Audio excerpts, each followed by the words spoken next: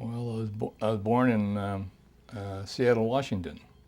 My parents had a grocery store, and we lived above and behind the grocery store, and those were my beginnings. Eventually, I had 6 brothers and sisters, um, and in addition, my grandfather, grandmother, and their son, that is my uncle, also lived with us.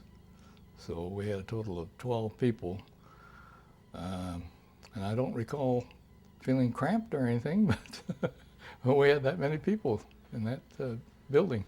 It was the 1st of May, 1942, that we were evacuated.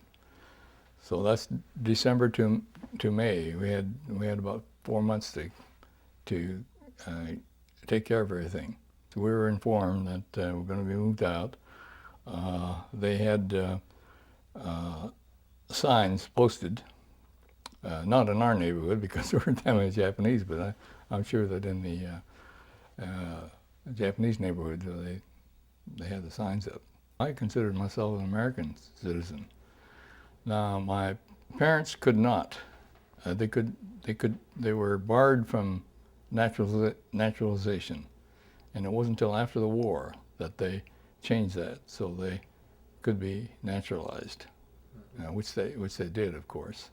Well, the first the first move was to an assembly center, and this is to the state fairgrounds. They pounded together shiplap and put them up, and that was the wall. And the inside walls didn't go clear up to the ceiling.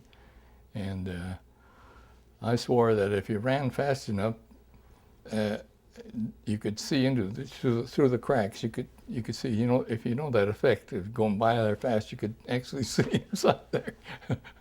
But we were there from May till September, 1st of May till 1st of September, while these permanent relocation centers were being built. They rounded us up, and we got on a train and rode all day, all night, and then the train stopped, and it had to, because it was the end of the track.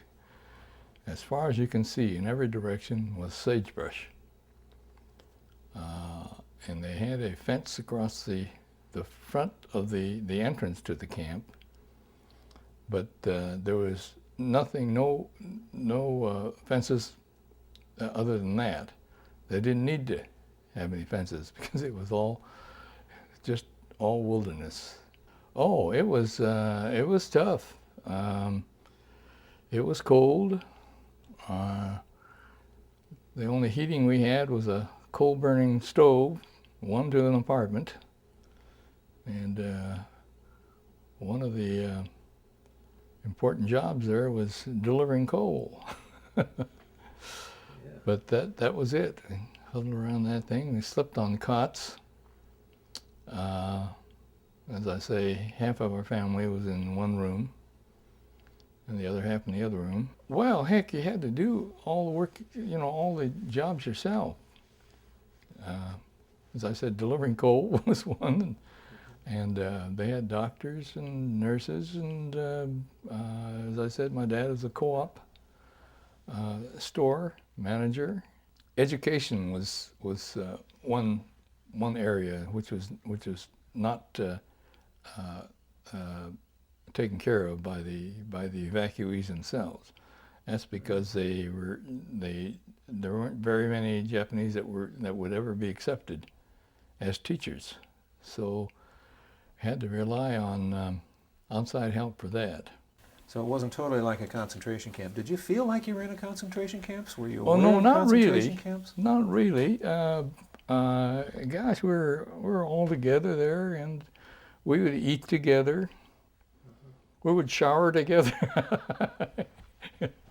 I didn't. I didn't feel that way about it. There's a Japanese feeling, or whatever you want to call it. It's called shikata ga nai, which means that there's no use. Go along with it. Don't fight it. And for myself, I think that was pretty much my feeling. Heck, in the first place, I didn't know what I could do. The only thing was, of course, it'd be nice to get out of there and not continue living that way. That's when I started looking for a school. Minidoka was closed October 28, 1945.